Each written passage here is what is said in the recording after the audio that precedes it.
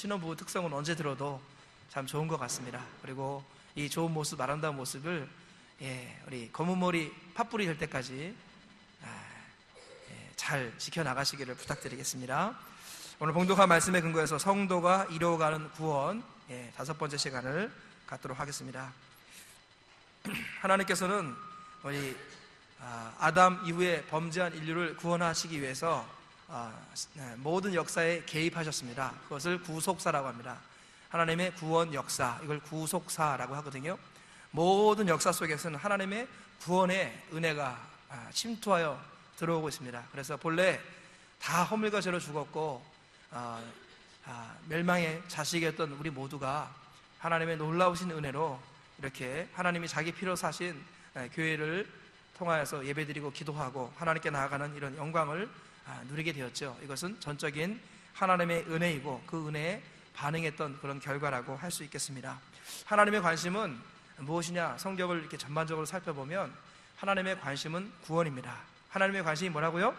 구원. 왜요? 우리가 다 죄의 삭슨 사망이라 다 죽음 아래 놓여있기 때문에 일단 우리가 사는 것, 그게 하나님의 관심입니다. 하나님의 관심이에요.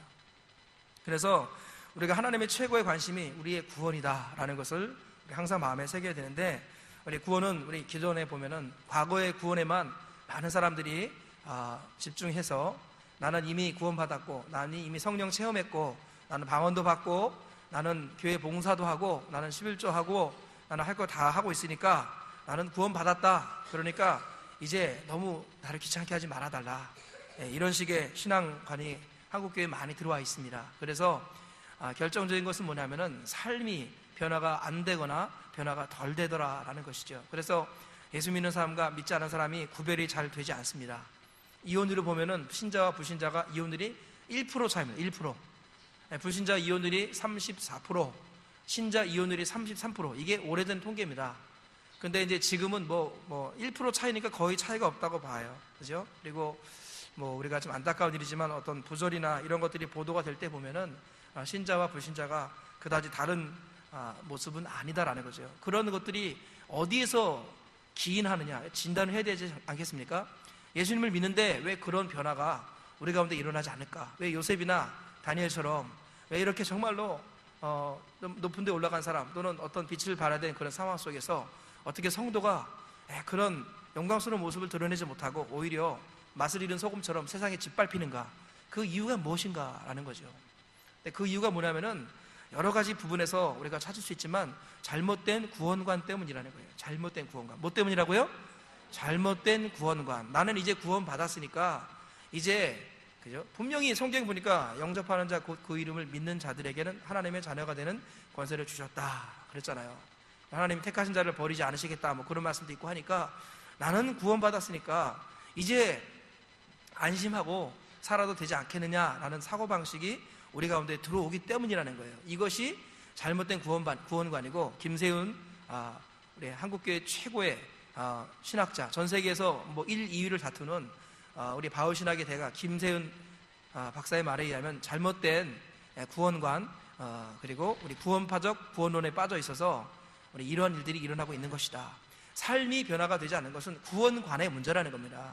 그래서 우리가 신앙을 점검할 때 우리 기본적으로 천국 가고 그 다음에 천국에서 상을 받는 부분으로 우리 신앙을 자꾸 이렇게 점검하는데, 그게 아니라 상급을 가지고 우리를 돌아볼 게 아니라 구원을 가지고 우리 자신을 돌아보아야 된다는 것입니다. 그래서 구원을 한번 받았다라고 해서 안심할 게 아니라 성경은 구원을 삼시제로 얘기하고 있다고 그랬죠. 그래서 과거의 구원, 그리고 지금 이루어가는 구원, 그리고 앞으로 얻을 구원, 성경은 삼시제로 구원을 얘기하고 있습니다. 그래서 구원 받았습니까? 라고 물으면 뭐라고 대답해야 된다고 그랬습니까?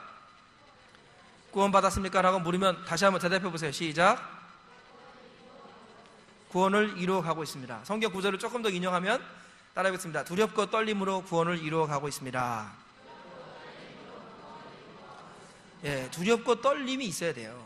우리 성경을 보면 전반적으로 봤을 때 우리 신앙생활은 두렵고 떨리는 마음으로 구원을 이루어가야 돼요. 그래서 아침에 깼을 때, 깨는데 새벽 기도 시간이 지났어요. 그러면 주여 죄송합니다. 제가 이러다가 주님이 재림하실 때 제가 지금처럼 자고 있으면 어떡하지요? 이런 두려운 마음이 우리 가운데 엄습해야 된다는 거예요. 그죠? 옛날에는 하늘만, 먼 하늘 이상한 구름만 떠도 내 주님, 오 주님, 뭐 다시 오시는가 해 하면서 이렇게 손영원 목사님의 그 찬송가 가사처럼 하늘에 구름만 떠도 눈물 주르르 흐르던 그런 때가 있었는데, 지금 먹고 살기 너무 좋아져가지고 천국에 대한 소망이 사라지고 말았어요. 그래서 지금은 그냥 예수 믿는 게 보험, 아주 좋은 보험 하나 들어오는 거예요. 근데 보험을 유지하는 보험 유지 비용 있잖아요. 보험 유지 비용, 그게 주일 성수와 11조라는 거예요. 주일 성수와 11조를 가지고 나는 이거 하니까 보험 유지가 되고 있지 않느냐, 이렇게 하면 안 된다라는 거예요. 이렇게 하면은. 그러니까 제가 늘 주일 성수와 11조 안 하면은 이거 하나님 백성 아니다, 제가 늘 이렇게 얘기하지만 지금 또 다르게 얘기하죠. 주일 성수와 11조가 이게 우리의 보험이 되고, 주일 성수 11조 하고 나머지는 대충 살아도 천국은 가겠지, 이러면 안 된다라는 거예요. 이러면. 그죠? 그래서 성경은요, 정말 겸손하게 읽어보면 어떤 사람은 어떻게 보면 아무도 천국 못 갈 것 같고, 또 어떻게 보면 모두가 천국 갈 수 있고, 성경은 그렇게 볼 수 있어요. 그죠? 이게 역설입니다. 역설. 성경 진리는 우리 정반합의 역설이라고 볼 수도 있고, 어쨌든지 간에 성경은 기가 막힌 역설의 책입니다. 그래서 바리새인과 서기관들을 들은 지옥의 심판을 피할 수 있겠느냐, 지금으로 말하면 종교 지도자들은 다 지옥 간다, 다는 아니지만 그런 식으로 신앙생활하다간 종교 지도자들 제일 먼저 지옥 간다, 너희보다 세리와 창기가 먼저 천국에 들어갈 것이다, 우리 주님 그렇게 말씀하셨어요. 그래서 우리 예수 믿는 사람들은 항상 깨어있어서 우리 구원관을 점검해야 됩니다. 오늘도 새벽 예배를 새벽에 한 4시 한 47분쯤에 문자가 왔어요. 목사님 죄송합니다, 이제 일어나서 새벽 예배 못 가게 됐습니다 하면서 죄송하다고 문자가 날라왔어요. 그래서 개인기도 하시라고 제가 그렇게 얘기했거든요. 근데 4시 47분에 일어났는데 새벽 예배를 못 나오는 건 무슨 말이냐면 집이 대구에 있다는 거예요. 주일만큼 새벽 예배를 지키고 싶은데 늦게 일어나서 죄송합니다, 그리고 문자가 왔어요. 참 고맙더라고요. 고맙더라고요. 그런 마음으로 신앙생활을 하는 것, 이것이 두렵고 떨림으로 구원을 이루어가는 것입니다. 그래서 우리가 목사가 되었다고 안심하면 안 되고요, 장로님이 되었다고 해서 안심하면 안 되고, 권사님 되었다고 안심하면 안 된다라는 것입니다. 성경은 항상 깨어있으라, 긴장하라, 그래서 너희 구원을 이루어 가라, 이런 관점으로 성경은 항상 말씀하고 있다는 것입니다. 이해가 되시면 아멘 하시기 바랍니다. 그래서 우리는 구원을 이미 얻었다라고 말했습니다. 이 얻은 구원은 확신과 감격을 지키기 위해서, 주시기 위해서 하나님이 구원을 얻었다, 이렇게 말씀하시는 거예요. 그래서 구원의 감격을 빼앗기면 안 되고, 구원의 확신을 놓치면 안 됩니다. 근데 그 확신이 안심으로 가서는 안 된다라는 거예요. 이 감격을 잃어버리면 안 된다라는 거죠. 그래서 구원을 이루어가라, 이루어가는 구원에 대해서 지난번에도 말씀을 드렸습니다. 그래서 대표적으로 고린도전서 9장 27절 보니까, 내가 내 몸을 쳐서 복종하게 하면 내가 남에게 전파한 후에 자신이 도리어 버림을 받을까 두려워함이라. 사도 바울은 항상 자기가 전하고도 버림받을까 봐 두려워서 쳤다라는 것입니다. 오늘 본문 말씀도 보면 구원에서 탈락될 수 있다라는 근거 구절이 나와 있어요. 오늘 본문 15절 말씀 보세요. 15절 말씀, 지금 갈라디아 교회 성도들에게 주시는 편지입니다. 15절 말씀을 같이 한번 읽어볼까요? 시작. 만일 서로 물고 먹으면 피차 멸망할까 조심하라. 여기서도 피차 멸망한다, 여기서 멸망이라는 말은 지옥 간다는 말과 의미가 통하는 말이라는 거예요. 예수 믿는 사람들, 그죠? 13절 보세요. 형제들아, 이렇게 표현했죠. 다 성도를 두고 하는 말입니다. 성도들인데, 만일 성도가 성경 말씀대로 살지 않고 서로 물고 먹으면은 성도라 할지라도 피차 멸망하게 된다라는 말씀을 하고 있는 거예요. 그러니까 사도 바울은 구원받은 교회 성도들을 향하여서 깨어 있어야 된다, 서로 싸우면은 멸망할 수 있다라는 그런 버림받음의 가능성을 이야기하고 있다라는 것이죠. 이 말씀은 구원을 이루어가는 관점에서 보았을 때 하나님께서는 3가지로 우리를 부르셔서 우리의 구원을 이루어 가신다라고 말씀하고 있습니다. 3가지로 하나님 우리를 부르셔서 구원을 이루어 가신다. 그게 뭐냐? 첫 번째가 우리 따라하겠습니다. 자유자로 부르셨다. 13절 말씀 보니까, 형제들아 너희가 자유를 위하여 부르심을 입었으나, 그런 표현이 있습니다. 너희가 무엇을 위하여 부르심을 받았다고요? 자유를 위하여 부르심을 받았다. 예수 믿는 사람들은 자유의 아들로 부르심을 받았다라는 거예요. 성경 보니까 진리를 알지니 진리가 너희를 자유하게 하리라. 여기서 자유의 개념이 뭐라 그랬어요? 자유의 개념은 죄를 지을 수 있다는 그런 개념의 자유가 아니라는 거예요. 여기서 말하는 자유라는 것은 죄를 용서받는, 죄에서 용서받은 죄 사함의 자유고, 또 하나 죄 이김의 자유입니다. 이 자유가 뭐라고요? 죄 사함의 자유. 그 다음에 두 번째가 죄 이김의 자유. 예수 믿는 사람들은 죄에서 자유로운 사람이에요. 죄에서 자유롭다는 것은 죄 용서받았다는 것이고, 그저 죄가 아무리 유혹해도 그 죄의 유혹을 이길 수 있고 죄에 빠지지 않을 수 있다는, 죄를 이길 수 있다는 그런 개념이에요. 그런 개념의 자유자로 우리를 부르셨다는 것입니다. 그죠? 그래서 하나님께서는 근본적으로 우리 영혼이 죄에 대해서 자유롭기를 원하시고, 이 자유를 예수 믿는 사람들이 누리길 원하시는 겁니다. 그래서 신앙의 구원은 근본적으로 1대1입니다. 1대1. 그래서 다른 사람의 자유를 우리가 함부로 침범해서는 안 됩니다. 다른 사람의 영적인 자유, 신앙적 자유. 그래서 예를 들어서 어떤 사람이 예를 들어서 주일에 못 나왔어요. 주일에 못 나왔는데 저 사람이 직분자인데 교회를 못 나왔네 하면서 저 사람을 비난하거나 이런 쪽으로 이렇게 몰고 가서는 안 된다라는 거예요. 그리고 또 어떤 사람은 주일에 예배를 다 마치고 밖에 나가서 회식을 했어요. 밖에 나가서 식사를 했단 말이에요. 식당에서. 우리 여기 분들 말에 의하면은 돈을 썼다는 거예요. 주일에 돈을 썼다는 거예요. 어떤 분은 돈을 쓰는데, 그죠? 우리 주일에 돈 쓰면은 잘못했다고 늘 배우지 않았습니까? 그런데 그런 것들에 대해서 주님은 자유의 관점으로 말씀하세요. 그래서 나의 자유가 남에게 판단하는 것이 옳지 않다. 사도 바울은 그렇게 말을 했어요. 그래서 주일에 뭘 사먹고, 근데 만약에 예배도 안 드리고 그런다면 문제가 되겠지만, 예배를 다 드리고 나서 집에서 밥 해먹기가 피곤하고 힘들고 예를 들어서 밥을 해주는 아내가 아프다, 그러면 가족끼리 나가서 주일에 예배 다 마치고 할 일 다 끝났는데 나가서 밥 못 사 먹습니까? 그 사 먹는 것에 대해서 그거는 그 사람의, 하나님과 그 사람의 관계에 맡기라는 거예요. 그런 것들은. 그런 것을 가지고 저 사람이 잘못했다 하고 따돌리거나 그러면 안 된다는 겁니다.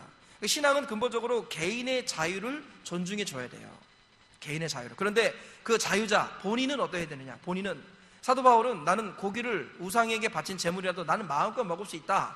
그러나 연약한 사람이 시험에 든다면은 나는 그 시험에 드는 한 사람 때문에 영원히 고기를 먹지 않겠다.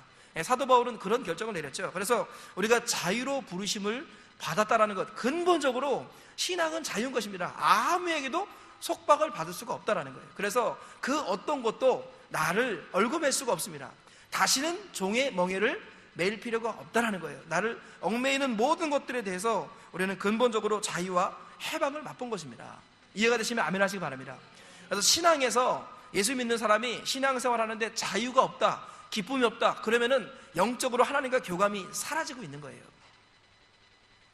그죠? 우리는 근본적으로 진리가 너희를 자유하게 하리라. 하나님께서 죄에 얽매여가지고 그 옛날에, 그죠? 여기서 수고하고 무거운 짐진 자들아 다 내게로 오라, 내가 너희를 쉬게 하리라. 그 짐이 뭐냐 이거죠. 그 짐이 1차적으로는 율법의 짐이에요. 율법의 짐. 우리를 따지자면 옛날에 그 유교 밑에서 계시던 분들, 그저 제사를 차례를 그렇게 많이 지냈잖아요. 제사를 오리지널 하면 1년에 40번도 넘게 지낸다면서요. 그 제사의 짐에 얽매여가지고 시집살이가 너무 괴로운 사람들 많이 있죠. 그죠? 그런 것들이 다 짐입니다, 사실. 그죠? 그러니까 이스라엘도 안식일 규정, 또 십계명, 그 밖에 여러 십계명을 자세하게 지키기 위해서 자세한 세부 세칙들과 규칙들을 계속 만들어 놨어요. 그게 탈무드, 게헨나, 미시나 이런 것들입니다. 이런 것들을 통해서 율법 해석서를 정말 많이 만들어 놔가지고, 그래서 율법 그 자체를 가지고 얘기한 게 아니라 율법을 지키기에 율법 해석서 때문에 사람들이 다 자유를 잃어버리는 거예요. 그래서 모든 거 필요 없다, 내가 율법의 완성자다, 내게로 오면은 모든 것에서 쉼을 누린다. 그러면서 예수님께서 말씀하시는 거예요. 뭐냐면은, 아니 안식일이라도 제사장이 성전에서 제사를 집례할 때는 안식일 규정을 위배하거든요. 성전에서는 막 일도 하고 양도 잡아 죽이고, 안식일에 제사 지낼 때 제사장이 안식일을 룰을 안 지켜요. 사도행전 마태복음 10장을 보면은, 성경 룰을 보면 안식일을 깨는 게 누구냐? 제사장이 안식일을 깬다니까요. 안식일에 제사 지낼 때 양 잡고 하면서 막 힘든 일 하고 그러면서 안식을 다 못 지켜요. 그렇지만 무엇을 위해서냐? 안식일보다 더 큰 것이 성전이라는 거예요. 성전이라는 것을 섬기기 위해서 드려지는 것들은 안식을 어기는 게 아니라는 거예요. 무슨 말씀인지 이해가 되십니까? 예수님께서 말씀하시기를 성전보다 더 큰 이가 여기 있다. 내가 성전보다 더 크다. 그러므로 내 안에 머물러 있고 내 안에 살면은 그게 그 자체가 안식이다. 율법이 뭐고 안식일이 뭐고 성전이 뭐고 다 필요 없다. 나와 함께 하면 안식이다. 그런 의미에서 수고하고 무거운 짐진 자들아 다 내게로 오라. 나는 마음이 온유하고 겸손하다. 주님께서 율법의 짐에서 자유를 주는 그런 안식을 우리에게 말씀하신 겁니다. 그게 문맥에서 1차적으로 말하는 거죠. 예수 믿는 사람들은 하여간 자유를 잃어서는 안 된다. 이게 첫 번째 부르심이에요. 무엇으로 우리를 부르셨다고요? 자유를 위하여 부르셨다고요. 무엇을 위하여? 자유를 위하여 부르셨다라는 거예요. 그럼 두 번째 부르심이 뭐냐? 두 번째, 사랑의 종으로 부름받았어요. 첫 번째는 자유자. 이 자유자는 하나님의 아들. 우리가 누릴 수 있는 흔들리지 않은 근본을 말한다면은 두 번째 우리의 부르심은 뭐냐? 사랑의 종으로 우리가 부름을 받았다라는 겁니다. 13절 다시 한번 읽어보세요. 13절 처음부터 끝까지 읽어보겠습니다. 시작. 형제들아 너희가 자유를 위하여 부르심을 입었으나 그러나 그 자유로 육체의 기회를 삼지 말고 오직 사랑으로 서로 종노릇하라. 우리의 구원을 이루어가기 위해서는 근본적으로 우리 영혼이 자유로워야 된다는 것. 이게 자유애로의 부르심입니다. 두 번째가 뭐냐? 그러나 너희가 자유자로 부름을 받았으나 그 자유로 육체의 기회를 삼지 말고 사랑으로 서로 종노릇하라. 사랑의 종으로 부르셨다는 거예요. 하나님은 우리를 한 번 부르지 않으세요. 처음에는 우리를 자유자로 부르세요. 율법이나 전통에 얽매여가지고 그 율법의 무거운 짐에서, 전통의 무거운 짐에서 허거덕거리는 사람들을 구원해서 자유를 주시지만 그 자유를 부르신 그 자리에 그냥 내버려 두시는 것이 아니라 우리 주님께서는 사랑의 종으로 파송하십니다. 한번 따라하겠습니다. 자유자에게 사랑의 종으로 파송하신다. 이 자유자를 부르셔서 사랑의 종으로 파송하시는 분이 우리 주님이시라는 거예요. 그래서 너희가 자유로 마음껏 할 수 있다. 내가 모든 것이 가하나. 그죠? 모든 것이 가하나. 따라하겠습니다. 모든 것이 가하나. 모든 것이 덕을 세우는 것은 아니요. 모든 것이 가하나. 모든 것이 유익한 것은 아니로다.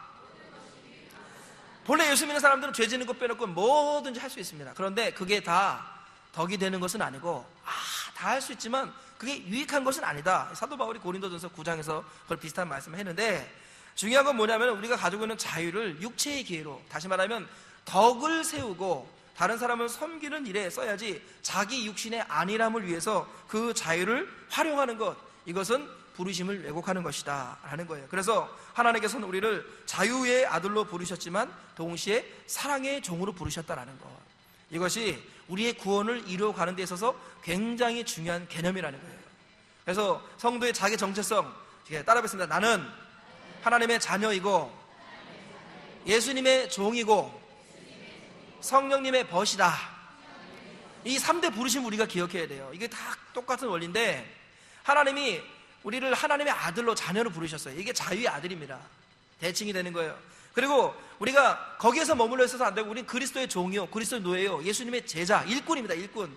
그런 의미에서 우리는 사랑의 종이라는 거예요. 사랑의 종. 인자가 온 것은 섬김을 받으려 함이 아니라 도리어 섬기려 하고 자기 목숨을 많은 사람의 대성물로 주려 하십니다. 예수님께서는 섬김을 받으려 온 게 아니라 사랑의 종으로 섬기러 오셨습니다. 내가 너에게 본을 보였으니 너희도 이와 같이 행하라. 그러시면서 사랑의 종으로 우리를 불러주셨다라는 것입니다. 그래서 예수 믿는 사람들은 굴복하는 사람이 아니라 섬기는 사람이에요. 어떤 권세가 있어가지고 그 권세에 힘이 딸려가지고 억지로 굴복하는, 그게 아니라, 굴종이 아니라 우리는 순종하는 사람, 우리는 섬기는 사람이라는 거예요. 그래서 그 사람이 비록 이방인이고 불신자는 할지라도 그 이면에 계신 하나님이 계시다는 걸 믿고 하나님께서 높은 사람과 임금과 고위 고관 대적들을 위해서 기도하라고 말씀하셨고 그들이 우리를 잘 다스려야만이 우리가 평안한 중에 고요한 중에 신앙생활을 할 수 있기 때문에 모든 권세는 하나님께로부터 나지 않음이 없으므로 권세자들이 하나님을 대적하는 것이 아니라면 그들에게 순종해야 된다고 말씀하시는 거예요. 그러면서 이 모든 것을 통해서 우리는 섬기는 법을 배워야 된다는 것, 예수님께서 그 길을 걸어가셔서 생명을 살렸지 않습니까? 우리가 자유를 가지고 육체의 기회를 삼으면 나는 편할지 모르겠지만 생명이 살아나진 않는다라는 거예요. 비유컨대 부부가 서로 결혼해가지고 그저 자유롭게 살기 위해서, 자유롭게 살려고 방도 따로 쓰고 자유롭게 살기 위해서 아이도 안 낳고, 그러면 시간이 지나면 어떻게 해요? 개인의 자유는 좋을지 모르겠지만 그 가정은 깨어지고 대는 끊어지고 나라와 민족의 후대는 미래는 없는 겁니다. 우리가 자유자로 부름을 받았지만 그 자유를 통해서 자녀를 낳는 거예요. 자녀를 낳아서 자녀를 키움으로 종이 되는 겁니다. 종. 그죠? 한 영혼을 낳기 위해서는 내가 종이 되는 걸 선택하는 거예요. 한 생명을 살리고 회복시키는 것, 그것을 위해서 종이 되는 길을 선택하는 겁니다. 그게 사랑의 종으로 부르심이에요. 우리 이제 유초등부 아이들이 샤론 찬양대, 사실은 우리 알다시피 옛날에 샤론 찬양대 그래도 한 줄은 아마 찼었어요. 근데 요즘 한 줄도 안 차요. 한 줄도 안 차가지고 선생님이 그 자리를 메워놓고 있습니다. 그죠? 우리 나이 많은 학생들이 아니라 다 선생님들입니다. 그죠? 그런데 우리 이 자녀들을 보면서 정말 우리는 어떻게 돼요? 우리 젊은 청년들은 내 책임이 막중하다. 그죠? 우리 청년들은 어떻게 해야 돼요? 내가 결혼해서 마음껏 누려야 된다. 이게 이 시대거든요. 이 시대는 결혼해서 아이도 안 낳으려고 해요. 지금 신혼부부 있지만 잘 들어야 됩니다. 그냥 맞벌이하고 좀 여유로운 경제적인 풍요를 누리기 위해서 그냥 자유롭게 살면 자식이 없는 거예요, 자식이. 그럼 어떻게 돼요? 우리 미래가 없는 겁니다. 교회의 미래도 없고, 가정의 미래도 없고, 나라의 미래도 없는 겁니다. 외국인 노동자가 들어와가지고, 그저 우리 나라의 인구의 상당수를 차지하면서 민족의 정체성이 다 흐려지고, 물론 그게 잘못된 건 아니지만, 우리가 자녀를 많이 낳을 수 있는데 안 낳는다는 그거 잘못이잖아요. 우리 젊은이들은 사랑의 종으로 부름받았습니다. 그죠? 그래서 여러분들이 자유로울 수 있지만 육체의 기회를 삼지 말고 사랑으로 종로를 타면서 가정을 이루어서 자녀를 많이 낳아야 됩니다. 자녀를. 젊은이들 아멘 하시기 바랍니다. 자녀를 몇 명 이상 낳아야 된다고 그랬어요? 4명. 4명은 꼭 낳아야 됩니다. 4명.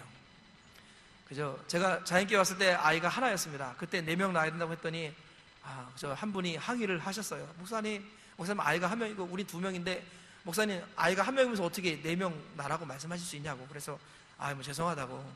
근데 속으로는 두고 보세요. 제가 그랬어요. 그럼 지금 4명 됐잖아요. 4명. 그죠? 그리고 저는 마음 같아서는 정말 더 갖고 싶고 더 낳고 싶고 정말로 그렇습니다. 그만큼 중요하기 때문이죠. 그래서 우리 자녀를 키우는 것은 종으로 살아가는 겁니다. 그죠? 한 아이를 예수님 잘 믿는 사람으로 키우기 위해서 우리 몇몇의 교사들이 완전히 종으로 살아가요. 우리 요즘에 교사들이 많이 바뀌어가지고 부장 집사님이 기뻐하시는 모습을 제가 몇 번 봤어요. 교사들이 아이를 주일에만 돌보는 게 아니라 주중에도 돌보고, 우리 수요일날하고 금요일날 우리 아이들 한번 와보세요. 수요예배 때 아이들이 제법 많이 있습니다. 금요기도회 때 아이들이 제법 있어요. 9시부터 하는데 어떤 아이들은 부모의 허락받고요, 금요기도회 2부까지 끝나고 1시까지 끝나고 교회에서 자고 갑니다. 초등학생들이. 근데 그냥 자기들끼리 자는 게 아니라 교사가 반드시 같이 잠을 자줍니다. 그렇게 해가지고 아이들이 아침에 일어나가지고 교사의 재량에 따라서 어떤 교사는 아이들 데리고 저 수영장 가가지고 수영도 하고, 그리고 밥도 사주고 인증샷 올리고 막 그렇습니다. 그런 모습을 보면은 그게 뭐예요? 몇몇 사람들이 죽어가지고 그 길을 아이들이 걸어가는 거예요. 사랑의 종으로 부르심에 충성하기 때문에, 그죠? 누군가가 살아나는 것입니다. 하나님께서는 우리를 이것으로 부르셨다라는 것을 잊지 말아야 돼요. 우리가 구원을 이루어가는 방법, 자유자로 부르셨어요. 자유의 아들, 하나님의 자녀로 부르셨어요. 그게 다가 아니라 우리를 사랑의 종으로 부르셨다라는 것입니다. 이것을 기억하시고 자유의 아들로서 사랑의 종까지 나아가시는 저와 우리 모두가 되시길 주의 이름으로 축원합니다. 마지막으로 성대 3대 부르심이 뭐냐? 이웃과의 관계로 부르셨다는 관계. 14절과 15절 말씀 오늘 같이 한번 읽어보겠습니다. 14절 15절 시작. 온 율법은 내 이웃 사랑하기를 내 자신같이 하라 하신 한 말씀에서 이루어졌나니 만일 서로 물고 먹으면 피차 멸망할까 조심하라. 모든 율법은 결국 하나님과의 관계뿐만 아니라 이웃과의 관계에서 결정난다라는 겁니다. 그래서 모든 율법 10계명 전체는 내 이웃 사랑하기를 내 자신과 같이 하라 하신 한 말씀에서 다 이루어졌다는 거예요. 10계명을 지키는 방법이 뭐냐? 내 이웃을 내 몸처럼 사랑하라. 그러면 10계명이 지켜지는 거예요. 이루어진다라고 주님께서 말씀하시는 거예요. 그러면서 만일 서로 물고 먹으면 멸망한다. 예수님 믿는다라는 거. 이거는 성경을 있는 그대로 봐야 돼요. 그래서 성경을 신학이라는 이름으로 성경을 난도질하면 안 되는 거예요. 성경은 그냥 있는 그대로, 그래서 있는 그대로 바라보는 거예요. 피차 멸망한다. 누가 멸망하는 거예요? 성도들끼리 서로 물고 먹으면 성도라 할지라도 멸망받는 거예요. 지옥 가는 거예요. 그래서 예수 믿는 사람들은 모두를 좋아할 수는 없지만 아무도 미워하지 않을 수는 있어요. 한 명도 미워하지 않을 수 있습니다. 아멘? 그게 성도라는 거예요. 왜냐하면은 우리는 이 큰 죄를 용서받았기 때문에 용서하지 않으면 용서받지 못하거든요. 우리 1만 달란트 탕감받은 자로서 500데나리온, 100데나리온 이거 빚진 사람 용서하지 않을 수 없다라는 거예요. 하나님의 은혜를 조금이라도 경험한 사람은 그저 나에게 조금이라도 실수한 사람 그 용서가 될 수밖에 없어요. 은혜를 아는 사람은 용서를 하는 게 아니라 용서가 되는 겁니다.